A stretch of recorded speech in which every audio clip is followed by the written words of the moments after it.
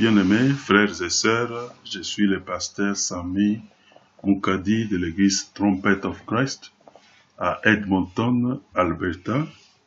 Je suis en train de partager un audio du message que nous avions apporté à l'Assemblée des enfants de Dieu, à l'église Unité évangélique à Toulouse, en France, où nous avons partagé la parole de Dieu sous l'invitation du pasteur Michel Vangou. Alors, j'aimerais en ce moment lire les passages sur lesquels nous avions partagé. Et je m'excuse aussi pour la qualité de l'audio, mais je pense qu'il est suffisamment clair pour être suivi. Alors, le passage que nous avons partagé se trouve dans Luc 24, le verset 45 à 49. Alors, je vais lire. Alors, il leur ouvrit l'esprit, afin qu'ils comprissent les Écritures. Et il leur dit, ainsi il est écrit, que le Christ souffrirait et qu'il ressusciterait des morts le troisième jour, et que la repentance et le pardon des péchés seraient prêchés en son nom à toutes les nations, à commencer par Jérusalem. Vous êtes témoins de ces choses, et voici j'enverrai sur vous ce que mon Père a promis, mais vous restez dans la ville jusqu'à ce que vous soyez revêtus de la puissance d'en haut. Amen. Donc nous utilisons ce passage pour présenter donc au peuple de Dieu la notion de bénédiction. En cela, nous voulons dire que la repentance et le pardon du péché sont la racine même, c'est la racine même de la bénédiction. C'est-à-dire que la vraie bénédiction, c'est le pardon que Dieu nous a accordé à travers le sacrifice parfait de Jésus à la croix. Alors, nous sommes en train de partager ce message et ce pardon de Dieu, c'est un pardon sans condition. Et la repentance de Dieu, c'est une repentance qui s'est faite avant que la partie qu'on a offensée puisse se plaindre. Alors, suivons ce message. Que le Seigneur vous bénisse. Amen. Alors, ce matin, j'aimerais parler d'un sujet qui concerne le pardon et la repentance. Et j'aimerais parler de cela parce que nous vivons dans un temps où nous, en tant que chrétiens, nous sommes appelés à aller au-delà de la vie chrétienne normale. Vous savez, aujourd'hui, les hommes aiment les bonnes choses. Nous aimons les bénédictions. Nous aimons les belles prophéties. Nous aimons entendre des choses qui sont agréables. Et dans cela, il y a une chose que l'on néglige beaucoup, c'est la notion du pardon et de la repentance. Pourquoi? Parce que la vraie vie chrétienne, elle commence réellement au pardon. Amen? Sans le pardon, il n'y a pas de christianisme. Sans le pardon, tu ne peux pas être chrétien. Et sans le pardon, tu ne peux même pas être béni. Alors, c'est pour cela que j'aimerais parler de cette notion, parce que tel que nous venons de lire ici, Jésus est allé à la croix, il a été crucifié, il est mort, mais ses disciples étaient malheureux. Amen? Ses disciples étaient dans la tristesse. Le peuple était confus. Il ne comprenait pas ce qu'il se passait. Pourquoi? Parce que l'homme, tel que nous sommes, nous aimons les bonnes choses. Amen? Dites à quelqu'un à côté de vous, tu aimes les bénédictions. Dites-lui, tu aimes les bonnes choses. Qui n'aime pas les bonnes choses ici? Tu aimes les mauvaises choses ici. Amen? Alors, parce qu'ils aiment les bonnes choses, parce qu'on aime les bonnes choses, lorsqu'une circonstance mauvaise apparaît, on tombe dans la tristesse. On va même pleurer. On va même se déchirer. Parce que quelque chose de mauvais vient de se faire. Alors ici, nous avons affaire avec l'histoire de Jésus. Celui qui est venu, celui que les apôtres ont vu, et maintenant qui est mort d'une façon honteuse, qui est mort d'une façon humiliante. Et même ceux-là qui l'ont suivi sont maintenant confus. Ils ne savent pas ce qui va arriver. Dans ce passage, Jésus avait affaire à des disciples qu'on appelle les disciples sur le chemin d'Emmaüs, qui étaient tout tristes. Il les a rencontrés et puis ils étaient en train de pleurer à l'intérieur d'eux. Et Jésus leur pose des questions, il dialogue avec eux jusqu'au moment où il va maintenant expliquer ce qui va se passer. Mais dans ce passage tel que l'on lit, dans le verset 45, la parole de Dieu dit que lui s'est mis à ouvrir leurs pensées pour qu'ils puissent comprendre les Écritures. Amen? Amen. Ils étaient tristes parce qu'ils avaient compris autre chose. Amen? Amen. Ils étaient tristes parce que leur compréhension était différente. Et c'est ce qui arrive souvent pour nous en matière de bénédiction. C'est pour cela que je vais parler du pardon de péché et puis de la repentance. Vous savez, Dieu, c'est un Dieu qui a des bons plans. Dieu, il planifie de bonnes choses. Et Dieu, dès le départ, il a planifié un plan merveilleux pour l'homme. Il avait calculé qu'il va faire un homme à son image.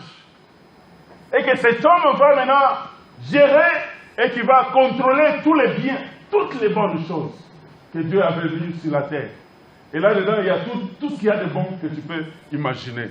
La Bible dit que Dieu a créé Adam, et puis il a envoyé Adam aller nommer tout. Après que Dieu ait créé et que Dieu ait déclaré que c'était bon. Amen? Dites à quelqu'un que Dieu, ce que Dieu a créé est bon. Et quand il a envoyé Adam, c'était pour le permettre de voir clairement que ce qui a été créé était bon. Amen? Après que Adam ait fait le tout, il n'est pas rentré avec une plainte. Il n'est pas rentré avec une déclaration. Il était content. Mais cependant, Dieu savait qu'il y avait encore quelque chose de bon qui manquait. Amen? Amen. Il n'y a que Dieu qui connaît les bonnes choses qui manquent. Amen. Nous pensons que nous connaissons mieux que Dieu. Il lui dit non, il manque quelque chose. Adam ne savait pas. Amen. Il le fait coucher et il sort de là une femme. Et il regarde comme ça, il est encore surpris. Amen. Amen. Et là il dit, oh, cette fois-ci c'est différent. Cette fois-ci c'est merveilleux. Parce que ce que Dieu fait est merveilleux. Mais après avoir créé des merveilles, après avoir fait des très bonnes choses, l'homme que Dieu avait créé est tombé dans le péché. Amen? Il a lui-même détruit ce que Dieu lui a donné. Il était lui-même à la base de la destruction, en faisant ce que Dieu avait interdit. Et en faisant cela, il tombe dans le péché, il tombe dans la condamnation, il devient pratiquement ennemi de Dieu. Amen? Amen. Vous savez, lorsqu'on est ennemi de Dieu, il devient difficile, comme disent les Nigérians, il devient difficile au... Est-ce qu'il y a des Nigérians ici? Do we have Nigerians here? Are you? Oh, okay. Are you Igbo or Yoruba? Hein? Nous avons un Yoruba ici. Amen. Parce qu'on a beaucoup de Nigérians à Edmonton. Ils sont nombreux partout. Et là où il y a les Nigériens, il y a toujours des églises. Et là où il y a les Congolais, il y a toujours des pasteurs. Amen. Si tu vas dans le milieu congolais, ne t'en fais pas, tu verras qu'il y aura des pasteurs. Et des fois, on vient appeler des pasteurs congolais pour aller chez les Camerounais. Parce que les Congolais ont un nom à revendre. Et c'est ce que je dis à quelqu'un, au Congo, le feu de Dieu est tombé. Et lorsque le feu de Dieu tombe, ça crée des pasteurs. Parce que la Bible a dit, allez partout et faites de tout ça mes disciples. Donc ici, quand Adam est tombé dans le péché, il est tombé dans la condamnation, il devenait pratiquement impossible pour Dieu d'accomplir les bons projets qu'il avait pour l'homme. Amen. C'est ça le vrai blocage. Vous savez, des fois on dit on va casser le blocage. Mais Dieu essaie de trouver que son plan à lui, c'est que lui a planifié pour ses enfants, était maintenant bloqué. Amen. Ça ne pouvait plus s'accomplir. Le travail qu'il voulait faire ne pouvait plus s'avancer. Il faisait face maintenant à un mur. Amen. À une barrière. Vous savez, lorsque tu traites avec un ennemi, si tu as déjà eu un ennemi, s'il y a quelqu'un qui a un ennemi, Amen. Tu rencontres un ennemi, imagine-toi l'ennemi que tu as là. Tu le rencontres en route. Il te dit non, ne va pas dans cette direction, il y a un danger, un problème là-bas. Alors que toi, tu étais sûr que là-bas, il y a un bonheur. Maintenant, dans ton chemin, tu trouves vraiment, celui-ci, ce gars ici, ne m'aime pas. Il me critique chaque jour. Il m'insulte chaque jour. Maintenant, je vais dans cette direction. On m'a dit que si je vais là-bas, je vais trouver l'or et l'argent. Mais lui me dit que si je vais là-bas, je vais rencontrer le diable. Mais lui, il est ennemi. Est-ce que tu vas accepter sa parole? Amen. C'est difficile de croire à quelqu'un qui est ennemi. Maintenant, l'homme est devenu ennemi de Dieu. Amen. C'est-à-dire, ça devient difficile pour lui d'accepter ce que Dieu lui dit. C'est ce que nous sommes devenus. Amen. Et c'est ce qui est arrivé avec Jésus. Il est venu avec la bonne nouvelle, mais les hommes, parce qu'ils sont devenus ennemis de Dieu. Celui qui est venu, qui était le Seigneur de gloire. Celui-là que les hommes devraient adorer. Les hommes qui cherchent le bonheur, qui aiment adorer Dieu. Les Juifs, le peuple élu, le fils d'Abraham. Ils vont les clouer à la croix. Amen. Vous savez, la mort de Jésus, moi j'aime dire, c'est le péché le plus mauvais que les hommes aient jamais commis.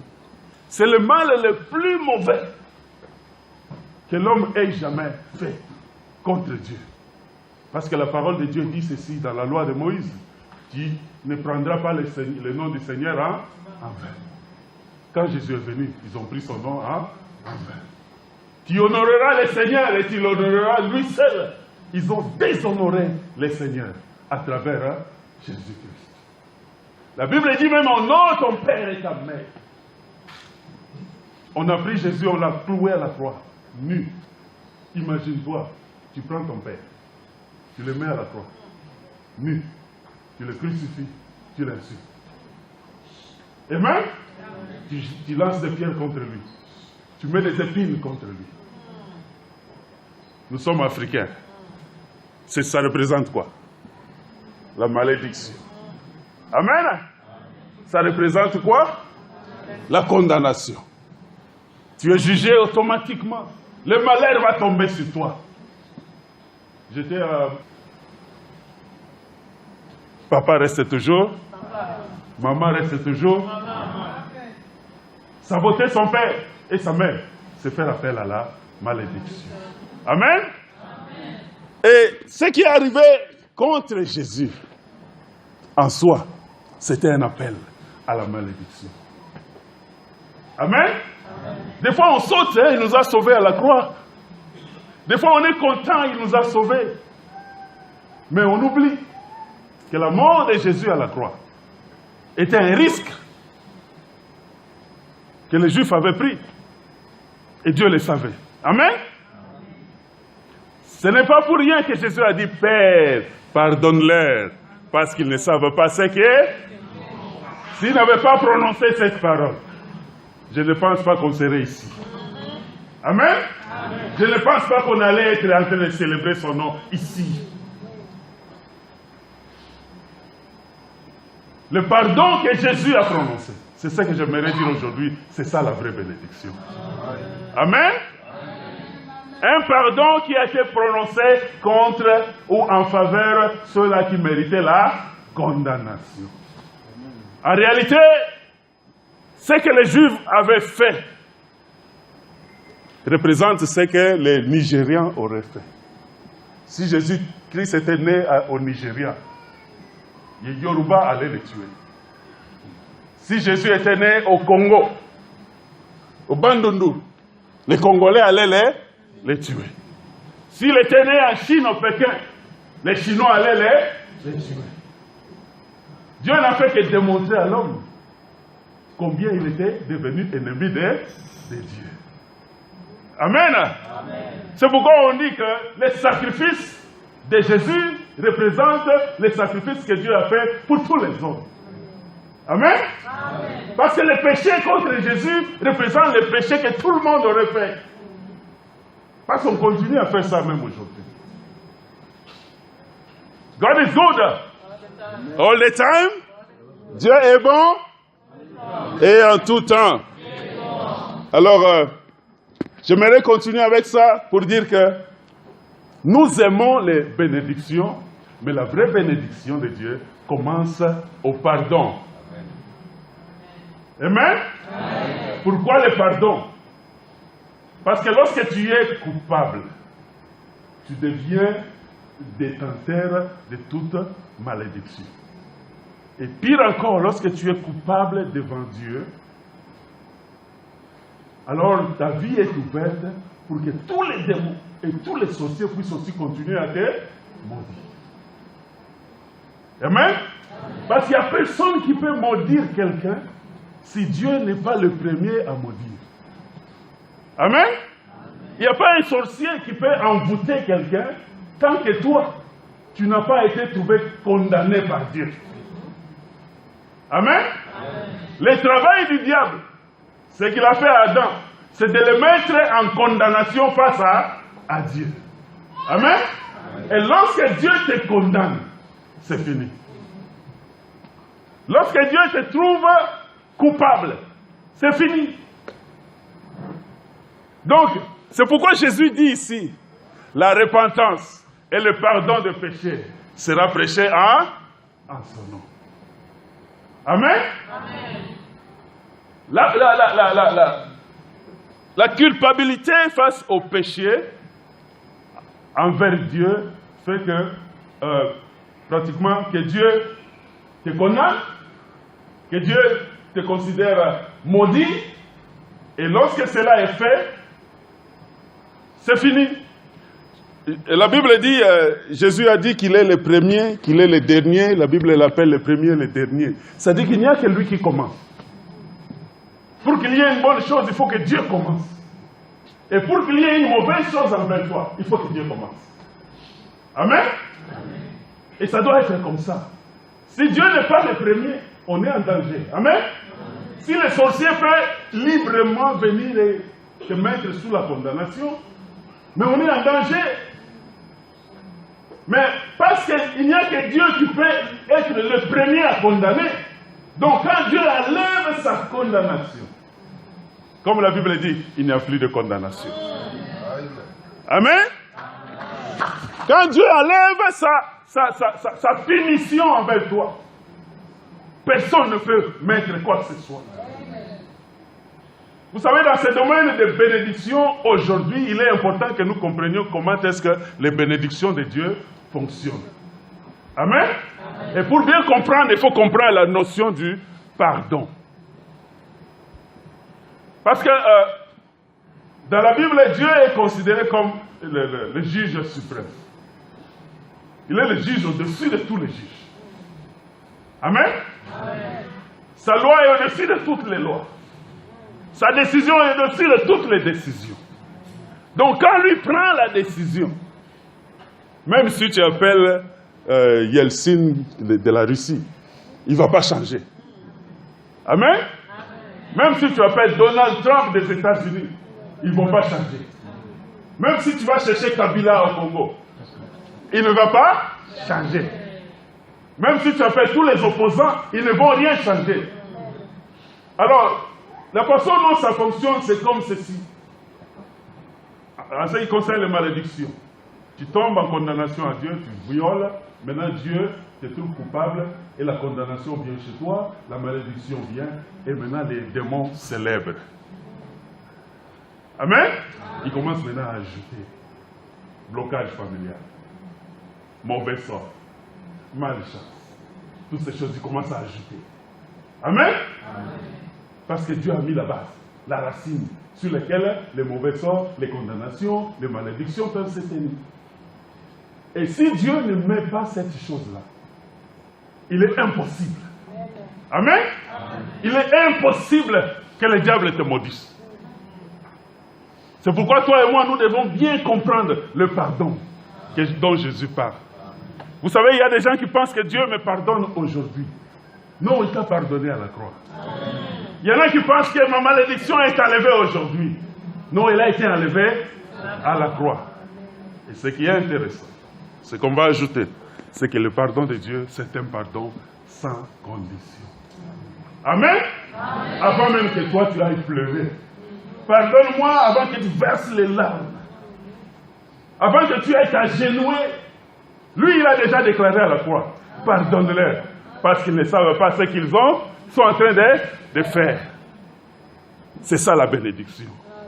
Amen? Parce qu'en ce moment-là, les mauvais sorts, les malédictions parentales, tout ce qu'il y a des ancêtres ne peuvent plus avoir de place. Ne peuvent plus avoir de la force dans ta vie. Parce que la base, la racine sur laquelle il pouvait se poser a été ôtée. Amen? Parce que la racine qui est en bas, Dieu l'a ôtée, tout doit basculer. C'est comme cette maison. Si on essaie d'aller enlever la fondation. Amen? Je pense qu'on devra se préparer à courir dehors. Parce que la maison va s'écrouler. Elle devient inutile. C'est-à-dire que toutes les malédictions diaboliques sont maintenant inutiles. Amen? Je parle de bénédiction aujourd'hui, dit à quelqu'un qu'à la croix, Dieu a tout enlevé. Dis à quelqu'un, à la croix. Donc, je parlais du pardon. Je disais que la vie chrétienne commence par le pardon. La vie chrétienne subsiste par le pardon. Jésus a même dit, pardonnez-vous les uns les autres. Et il continue, il dit, si vous ne pardonnez pas aux autres, votre Père qui est dans le ciel ne vous pardonnera pas, non? Le pardon n'est pas une affaire du premier jour. Le pardon, c'est une affaire de tous les jours. Vous savez, dans nos églises aujourd'hui, les vies sont brisées. Des personnes se déchirent entre elles. Oh non, il ne m'a pas invité à la fête d'anniversaire de sa fille. Dans l'anniversaire de ma fille, je ne l'invite pas. Non, il est venu dans mon mariage avec un petit cadeau. Moi aussi, je vais aller chercher un cadeau de 2 euros. Parce qu'il m'a donné un mauvais cadeau. Amen. Amen. On ne se pardonne pas. Mais le pardon de Dieu, c'est un pardon sans condition. Il m'a fait du mal, celui-là. Il m'a critiqué que je m'habille mal. Que ma jupe était démodée. Celle-là, elle est mauvaise. Elle ne me salue jamais les gens. Quand l'église finit, elle tourne et puis elle dit bonjour à personne. Elle est mauvaise. Ça, c'est dans l'église. Alors que le chrétien devait être champion. Champion de pardon. Amen. Amen. Vous savez, j'ai parlé au début des bouddhistes. Si vous allez à Chine, vous verrez, ces gens, ils aiment. Ils sont gentils. Hein? Très gentils. Pasteur est là. Combien de fois ils nous ont invités, on mange, des amis, on vous invite, ils font de bonnes choses. Mais le jour où vous allez lui faire du mal. Amen. Le jour où vous faites du mal à cette personne, comme on dit à Lingala, Bileakio, Ikoki. Amen. Mais ce n'est pas comme ça avec Jésus. Le message chrétien, c'est un message très profond, c'est dans la notion du pardon. Vous savez, Dieu maintenant, il a créé l'homme. L'homme ne pouvait plus faire ce que Dieu voulait. Dieu s'est retrouvé devant un blocage. Et il devait débloquer ce blocage. Le Dieu Tout-Puissant peut être bloqué. Amen. Dieu Tout-Puissant peut être bloqué. Maintenant, devant ce blocage, est-ce qu'il y a quelqu'un ici qui a un blocage? Tu es bloqué, tu vois que les choses n'avancent pas. Tes projets n'avancent pas. Tes affaires n'avancent pas. Tu commences à croire que ta grand-mère qui est au village, c'est elle la sorcière. Amen. Que l'oncle à qui tu n'as pas donné de l'eau la fois passée, qui t'a regardé avec de mauvais yeux, que c'est lui le sorcier. Mais pour Dieu, Dieu nous montre comment traiter les choses lorsqu'on fait face au blocage. Vous savez, aujourd'hui, on parle beaucoup de blocage à l'église. On parle beaucoup de manque de prospérité à l'église. Et on a tellement fait beaucoup de chrétiens qui aiment la prospérité, mais qui oublient le vrai blocage. Et très souvent, le vrai blocage, c'est toi. C'est toi parce que tu ne pardonnes pas quelqu'un. Amen. Et avant de le pardonner, tu veux qu'il vienne s'agenouiller devant toi. Qu'il puisse ramper et verser des larmes. Et là, maintenant, tu vas dire, bon, attends encore 5 jours. Amen. Mais le pardon de Dieu, il est pardon sans condition. Dites à quelqu'un, pardonne sans condition. Amen. Le pardon sans condition, c'est la racine même du déblocage. Tu veux débloquer quelque chose? Regarde bien autour de toi. Est-ce qu'il y a quelque part où tu n'as pas bien pardonné? Amen. Le plan de Dieu était bloqué. Amen. Son projet était bloqué. Les bienfaits qu'il devait faire aux hommes étaient bloqués. Il les a même chassés du paradis qu'il a créé pour eux. Blocage. Dites à quelqu'un, blocage. Blocage. Amen. Maintenant, Dieu va concevoir une méthode de déblocage. Et dans cette méthode, c'est ce qu'on appelle le plan du salut. Amen. Le plan du salut, c'est un plan pour débloquer le blocage que Dieu a trouvé en voulant faire du bien à l'homme. Amen. En voulant faire avancer son projet. Nous avons des projets, nous aussi. Amen. Nous avons aussi des plans aussi, en tant que personne et en tant qu'église. Aujourd'hui, si l'église de Dieu se trouve bloquée dans beaucoup de choses, à tel point qu'on ne voit même pas beaucoup de miracles. Les gens commencent à fabriquer même des miracles. Amen. Et quelque chose, je dirais même aujourd'hui, tel qu'on a les serviteurs de Dieu ici, on est devenus des pasteurs, mais les croyants à l'église ont beaucoup de pasteurs aujourd'hui. Ils ont des pasteurs sur l'internet, sur YouTube, ils en ont partout. Amen. On arrive à ce qu'il est chrétien à l'église. Il y en a même qui donnent leurs offrandes à un pasteur qui est en Guinée équatoriale. Ils ne donnent pas l'offrande à l'église, mais ils donnent l'offrande à un pasteur qu'ils voient sur Internet. Parce que ce pasteur dit qu'il va débloquer sa malédiction.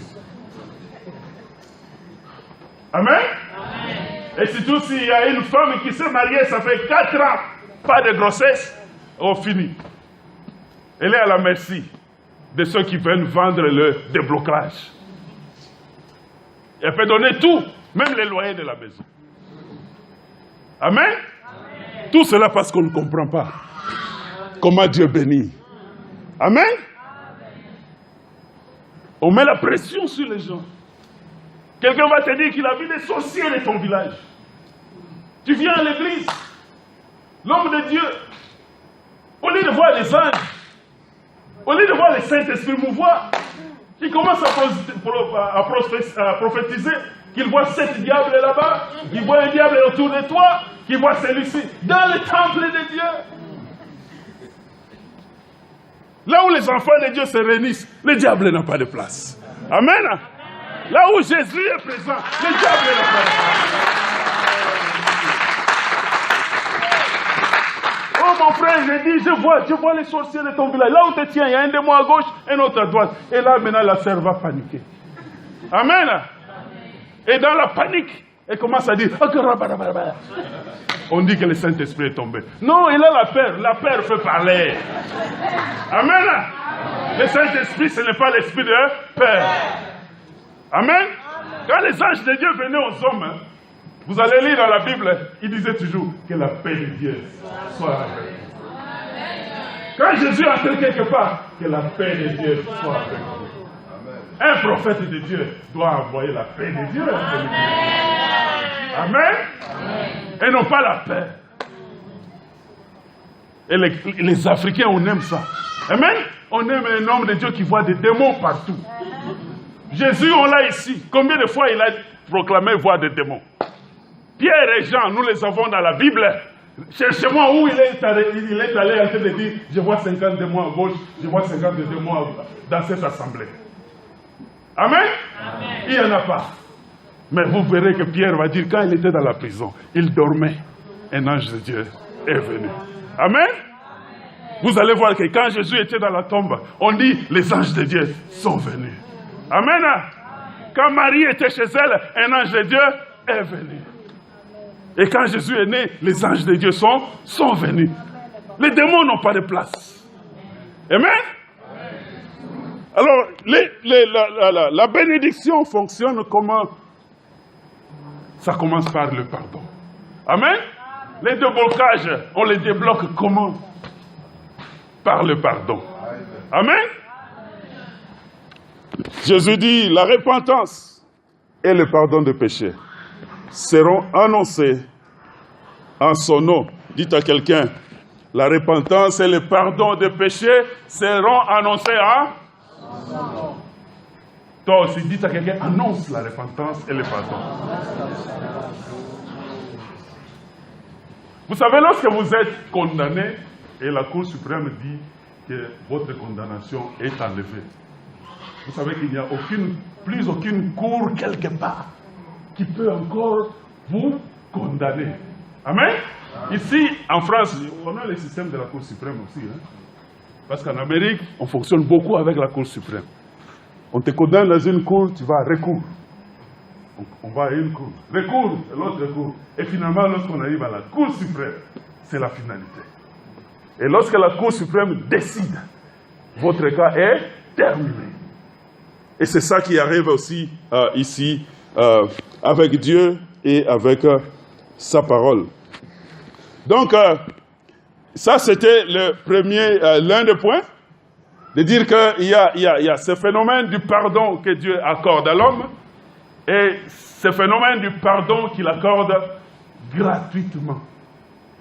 La Bible dit que vous avez reçu gratuitement, donnez aussi gratuitement. On confond ça aujourd'hui. J'ai appris beaucoup de choses à Paris. Là. Ma soeur m'a raconté certaines histoires qu'on connaît. On nous a dit qu'il y a des endroits où vous allez et vous vous alignez. Et lorsque vous vous alignez là en ligne, il y a un prophète chez qui tu pries et tu amènes l'offrande de 120 €. Si tu cherches le travail, 120 €. Si tu viens pour les maris de nuit, on dit au mari de nuit, ça c'est grave. Là, c'est 280 €. Et lorsque tu viens encore pour le travail et le déblocage familial, je dis, oh, ça c'est trop, 500 €. Donc, il y a un tarif pour chaque problème. Et les hommes vont. Et on m'a dit qu'il y avait toute une queue. Toute une queue. Ça fait mal. Amen. Ça fait mal pour certains d'entre nous. Lorsqu'on voit de telles choses. Ça fait encore mal lorsqu'on apprend qu'une personne qui aurait fréquenté une église comme celle-ci fait ça. Amen. À cause de cela, moi, j'ai pris quand même l'attitude de dire on va vraiment commencer à prêcher les choses là les plus élémentaires, les plus de base là, que les gens semblent négliger. Amen. Vous savez, aujourd'hui, le diable a fait oublier aux gens ce que Dieu a accompli. Il travaille tellement pour te dire que méprisez la croix, méprisez son travail, méprisez ce qu'il a accompli. Maintenant, faites-le à votre façon. À tel point qu'on a maintenant à l'église le mépris du sang de Jésus. Le mépris de l'œuvre de la croix. Amen. Et les chrétiens ne savent pas qu'ils sont en train de mépriser Jésus. Lorsque tu vas acheter ta délivrance avec 120 €, ne sais-tu pas que tu méprises Jésus? Amen. Lorsque tu vas acheter ta délivrance à 280 €, ne sais-tu pas que tu te moques du plan de salut de Dieu? Il dit bien, vous avez reçu gratuitement. Et il y a quelqu'un m'a écouté dire de telles choses, il a dit à pasteur, donc toi, tu n'as pas besoin d'argent. Peut-être tu en as beaucoup. J'ai dit, ah bon? Tu crois? Peut-être toi, tu as plus d'argent dans ton compte que moi. Tu ne le sais pas. Amen. Amen. Mais on ne peut pas vendre la vérité à cause de l'argent. Pierre a vu un malade. Pierre et Jean, ils sont allés au temple. Ils ont vu un malade assis. Le malade était en train de mendier. Il vient, il regarde, il dit, nous n'avons ni or, ni argent. Mais nous avons quelque chose. Amen. Amen. Nous avons quelqu'un qui fait marcher les paralytiques.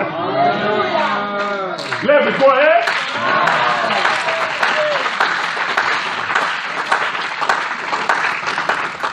Le mendiant, c'était bien de lui donner l'argent. Amen. Ça ferait du bien, il va acheter des histoires. Mais il va revenir, il sera encore mendiant. C'est bien de remplir ses poches. Mais il va revenir et ses jambes vont toujours être paralysées. Jésus, la repentance et le pardon du péché seront annoncés en son nom. C'est ça la vraie bénédiction. Amen. Vous savez, un jour, il y avait un malade que les gens ont amené. Ils l'ont fait entrer par les toits. Vous connaissez l'histoire, hein? Il y avait tellement de monde, les gens ont amené le malade, ils l'ont fait entrer.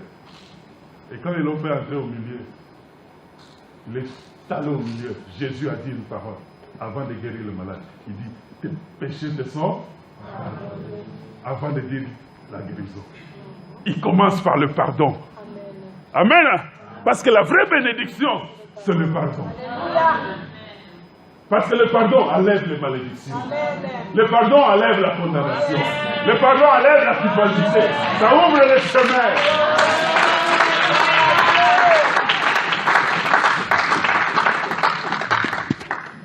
Les gens se sont dit, mais celui-ci, il blasphème. Non, il démontre l'amour de Dieu. Vous savez, ce malade-là qu'on a amené, combien il a donné à Jésus? Il n'était même pas conscient. Amen. Ses amis n'ont rien donné.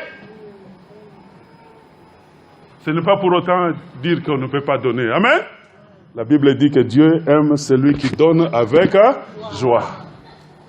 Donner, c'est une expression d'amour. Amen.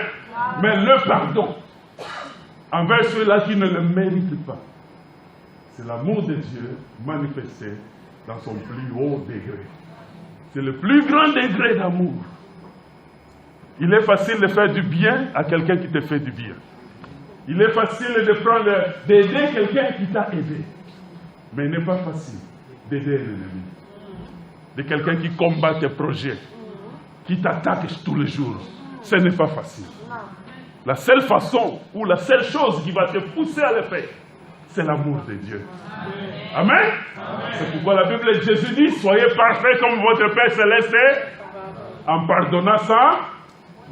Est-ce qu'il y a quelqu'un à qui il doit pardonner ce matin? Dis-lui pardonne sans condition.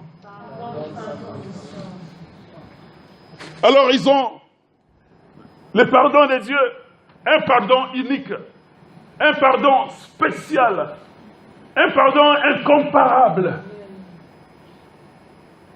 C'est ça le vrai déblocage. C'est ça la vraie libération. C'est ça la grande bénédiction. Amen. C'est ça les grands bienfaits que Dieu peut te faire. Je vais parler d'un deuxième point avant de finir. C'est celui qui parle de la repentance. Je vais mélanger les deux. Parce que le pardon de péché et la repentance, ce sont des amis. C'est collé. Tu ne peux pas les séparer. Amen.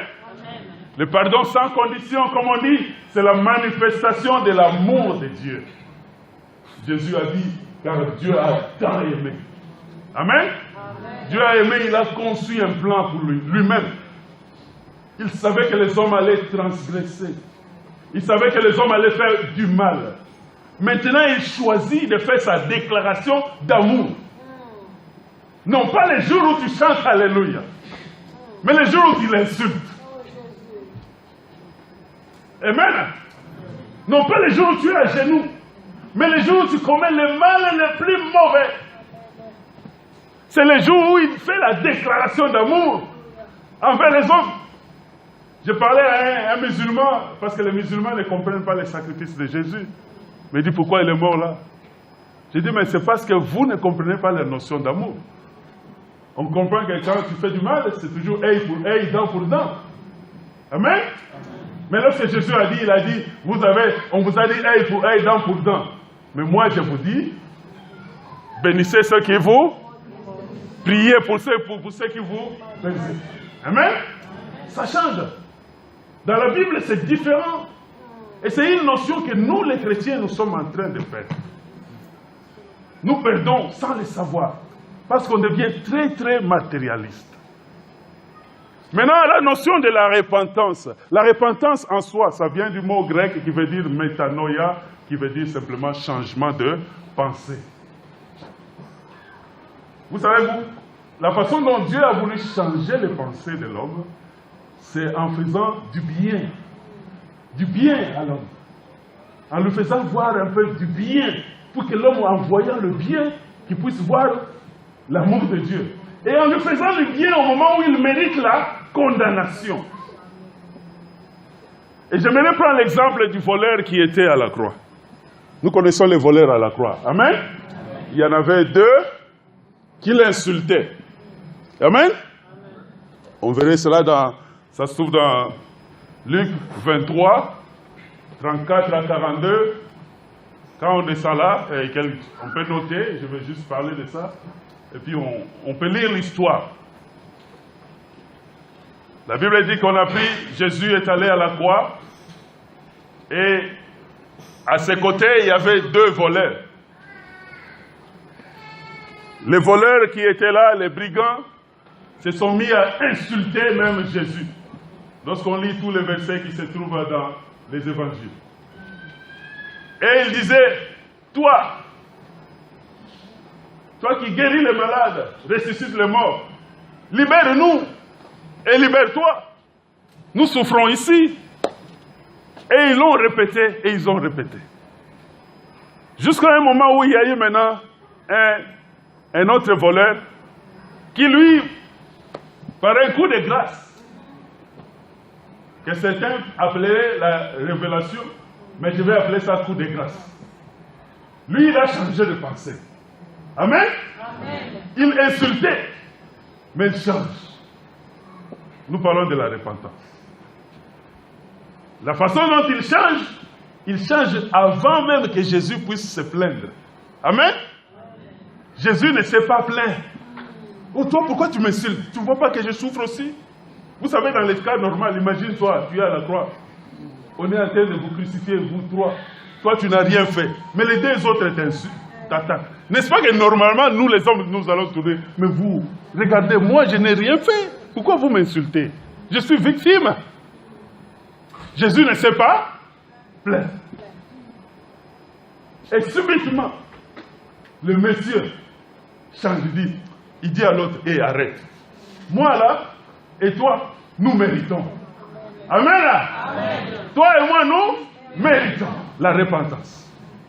Dans la repentance, tu regardes à ce que tu mérites réellement. Amen. Comme disait un pasteur, si Dieu te prend et te met en enfer, tu vas aller en enfer et tu chantes Alléluia en enfer.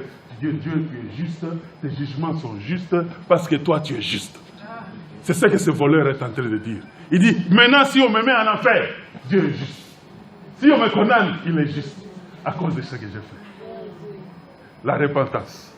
La repentance, tu acceptes ton mal. Amen. Avant que l'autre ne commence à réclamer. Amen. C'est-à-dire que tu as fait du mal à quelqu'un, n'attends pas qu'il vienne réclamer. Quand quelque chose parle à ton cœur, avant même qu'il commence à se plaindre, tu vas vers lui, tu dis, je t'ai fait du mal. Tu sais, comme on dit en Lingala, pardon. Amen. Je t'avais calomnié tellement, pardon. Je t'avais insulté, pardon. Et puis non seulement tu dis pardon, tu dis je ne veux plus refaire. Alors celui-là, c'est ce qu'il a fait. Avant que Jésus ne se plaigne, le voleur dit, moi là, je ne sais pas, en mourant ici, peut-être je vais aller en enfer. Il ne savait même pas de ce qui allait arriver. Mais il regarde et dit, non, non, mais toi tu es juste. Souviens-toi. Souviens-toi de moi. Même si je suis en enfer, souviens-toi de moi. Parce qu'en enfer, on ne sait pas si on peut sortir quelqu'un. Mais ça, j'ai fait le commentaire. Hein. Peu importe là où je serai, souviens-toi. Même si je suis dévoré à cause de mon péché, souviens-toi. Même si je suis maltraité, souviens-toi. Ça, c'est une bonne façon de faire la repentance. Il n'a pas cité le nom pardon. Mais son pardon était profond. Amen. Et j'aime appeler cela la repentance parfaite. C'est celle que tu fais avant que ton frère, ta soeur ne se plaigne. Amen? Parce qu'aujourd'hui à l'église, on a des chrétiens. Tu as fait du mal à quelqu'un. On te reproche. Tu dis, mais je ne suis pas le seul. Lui aussi a fait. Oh. Amen? C'est comme on a attrapé quelqu'un, un pasteur qui sortait avec la femme de quelqu'un à l'église. L'église l'a attrapé. Il se plaint, il dit, mais non, je ne suis pas seul. Le diable vient là-bas aussi. Amen? Le diacre. Lui, le pasteur, il nomme le diacre. Qui devait nommer qui? Je ne suis pas le seul.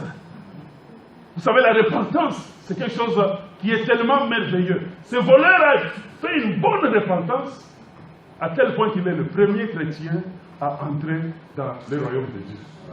Jésus lui a dit, aujourd'hui, tu viens de confesser mon nom, aujourd'hui, je ne te donne pas 5 minutes, à cet instant, tu seras avec moi dans le paradis, parce qu'il a fait une repentance parfaite, avant que l'autre personne commence à se plaindre. Mais aujourd'hui, nous, quand quelqu'un se plaint, ce n'est pas moi, tu changes même les paroles que tu avais dites. Hein? Tu étais celui qui a mis du sucre, tu as mis le miel, tu as mis des ingrédients lorsqu'on était en train de critiquer. Mais lorsqu'on parle, tu commences à dire, ce n'est pas moi. On t'a enregistré même dans le téléphone. Mais tu nies, on dit, mais ça c'est toi. Oh non, j'avais oublié. Amen.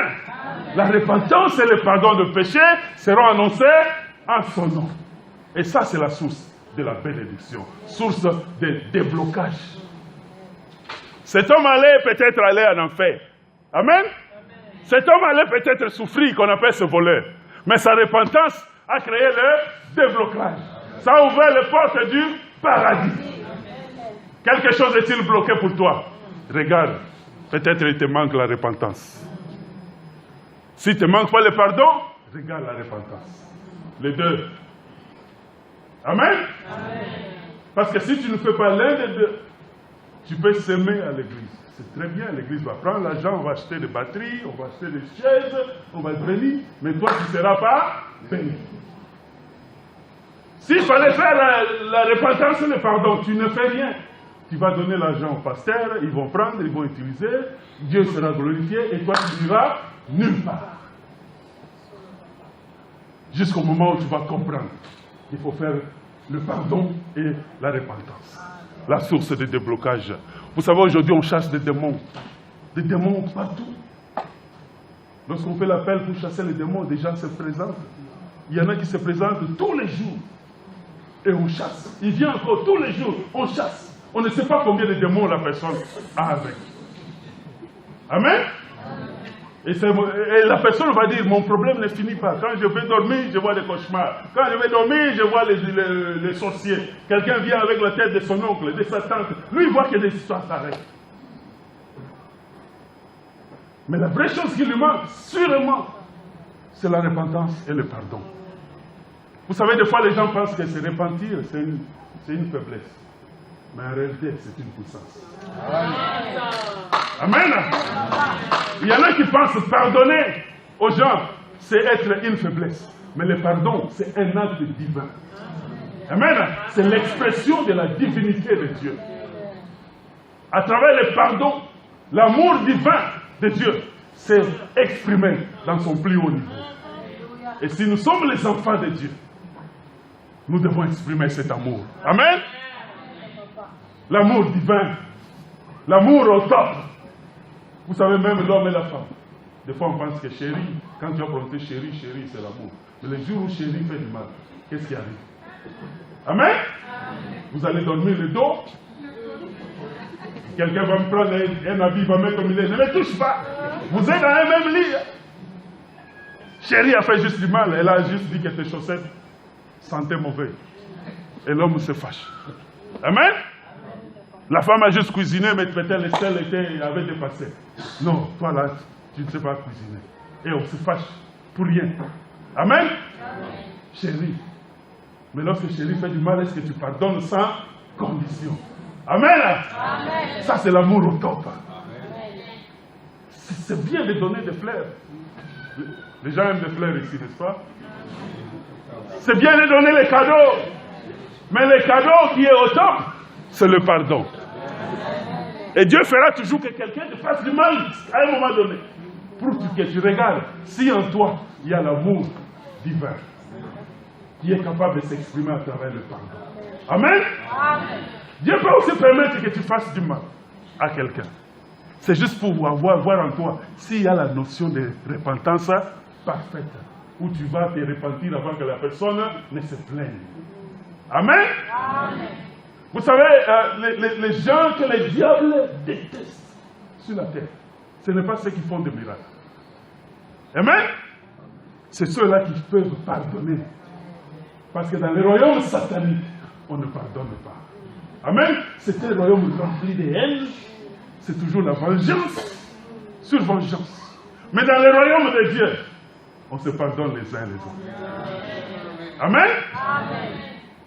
Si tu dors et tu vois des cauchemars parce que tu ne pardonnes pas, et tu deviens ami du diable sans pour autant lui appartenir. Amen. Amen. Pardonner, c'est l'acte de Dieu. Mais refuser de pardonner, c'est ouvrir la porte à tout mauvais esprit. Le diable va danser. Les chrétiens qu'il déteste beaucoup, c'est ceux-là qui parlent. Et les chrétiens qu'il déteste encore plus, c'est ceux-là qui se repentissent. Qui savent comment le faire.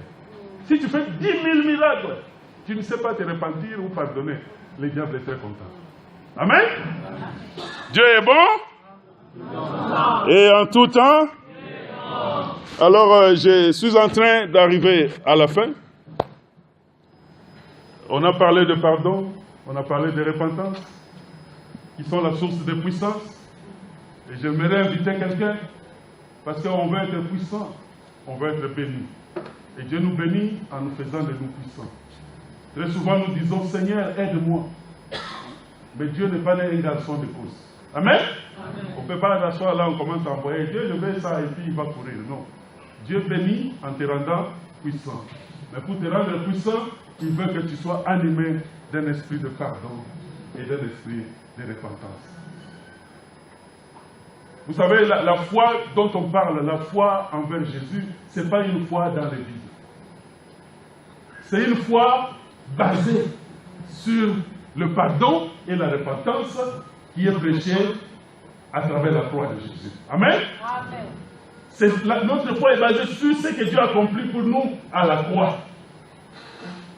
Sur la notion de pardon qu'il nous enseigne à travers la croix. Amen.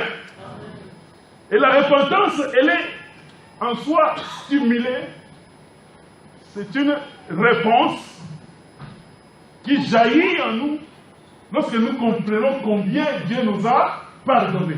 Amen.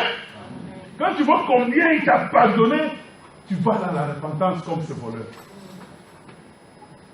Je peux te dire ici, voler c'est mauvais, 10 000 fois. Il y a des gens qui, on l'arrête aujourd'hui, on met en prison. Il fait 2 mois, il va encore voler. On les sort, on les tabasse, on les sort encore, il va encore voler. Il répète. Parce qu'il n'a pas encore compris la profondeur du mal. Amen. Mais quand on comprend le mal, et on comprend combien on était condamné, alors là maintenant, on répond. On répond avec repentance, changement de pensée. Et quand il y a changement de pensée, il y a changement d'action. Amen. Il y a changement de comportement. Il y a changement d'habitude. Mais tant qu'il n'y a pas changement de pensée, il n'y aura jamais changement de comportement ou d'habitude. Amen. Amen. Et c'est pour cela que Jésus dit, la repentance et le pardon du péché.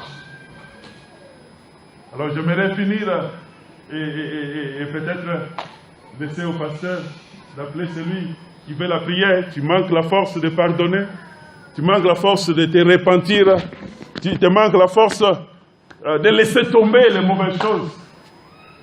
On peut prier ce matin.